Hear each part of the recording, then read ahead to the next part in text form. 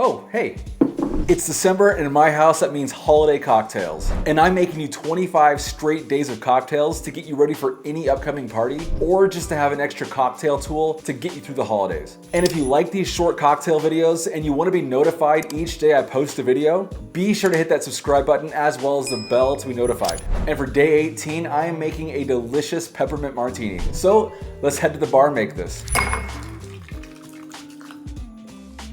All right, so for this drink, I'm gonna be using this vanilla vodka, and I'm also gonna be using peppermint schnapps. And the last major ingredient for this drink is going to be half and half. And lastly, I'm going to be garnishing everything with peppermint.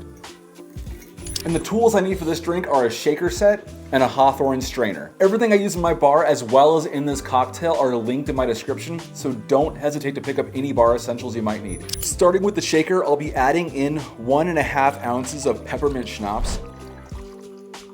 Next, I'm pouring in 1 ounce of vanilla vodka. The last ingredient is 1 ounce of half and half. Time to add ice to the shaker and shake for about 10 to 15 seconds or until it's well chilled. I'm gonna set this aside, and now I'm going to garnish the drink with crushed candy cane. To make this work, I'm going to wet the rim of my martini glass with grenadine.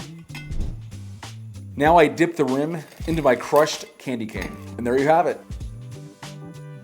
Now I strain everything into the martini glass. And there you have it, the peppermint martini. Cheers.